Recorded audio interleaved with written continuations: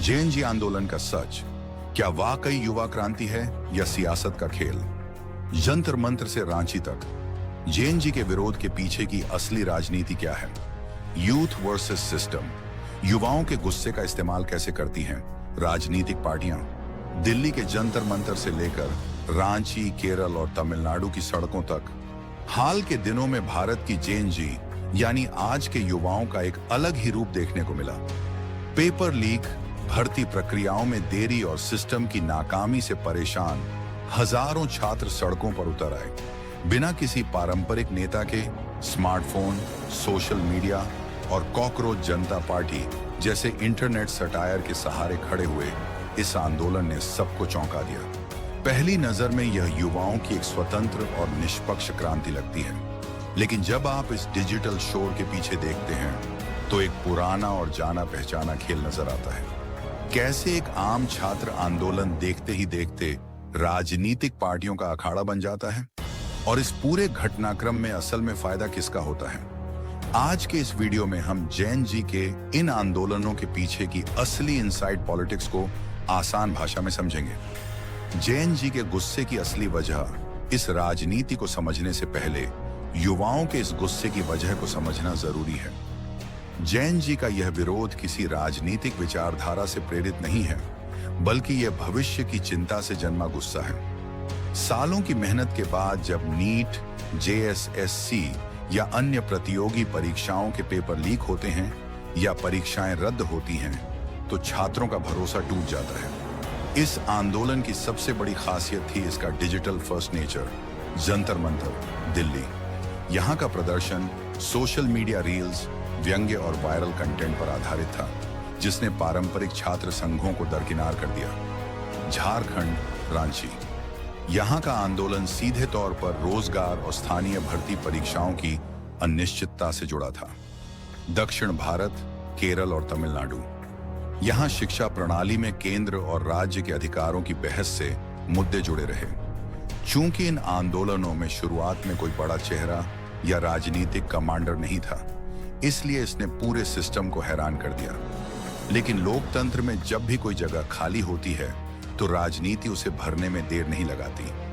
राजनीतिक पार्टियों का प्लेबुक पर्दे के पीछे यह खेल 3 चरणों में चलता है।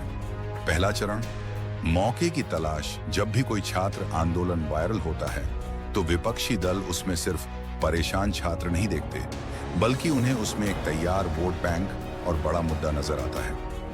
छात्र संगठनों और राजनीतिक दलों के प्रतिनिधि समर्थन के नाम पर मंच, कानूनी मदद और मीडिया कवरेज देने आगे आते हैं। लेकिन इस मदद के साथ आंदोलन का एजेंडा धीरे धीरे चुनाव की तरफ मुड़ने लगता है। दूसरा चरण, नैरेटिव बदलना।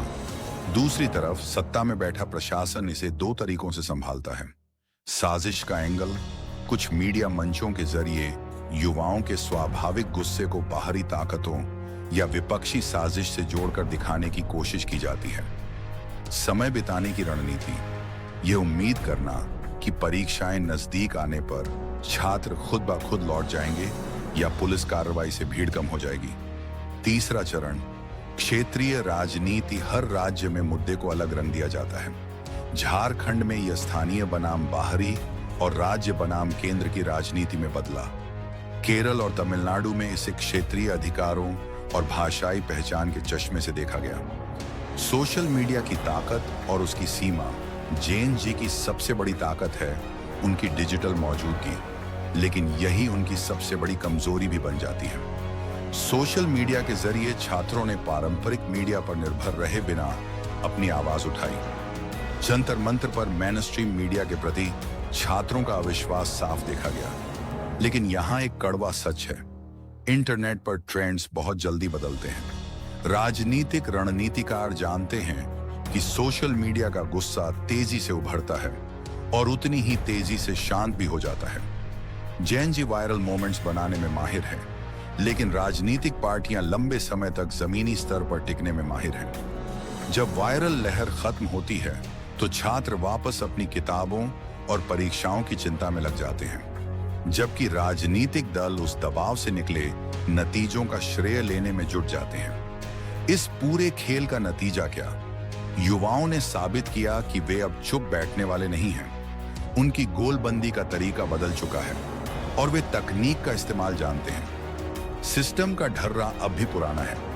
राजनीतिक पार्टियां छात्रों की वाजिब समस्याओं का इस्तेमाल अपनी चुनावी बिसात पर करती रहेंगी। छात्रों को पारदर्शी परीक्षाएं, रोजगार और सुरक्षित भविष्य चाहिए।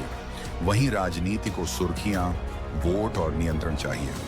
जब तक युवा अपनी मांगों के लिए एक मजबूत और स्वतंत्र मंच नहीं बनाते, तब तक राजनीतिक मशीनरी उनके कंधों का इस्तेमाल करती रहेगी। आपकी इस बारे में क्या राय है?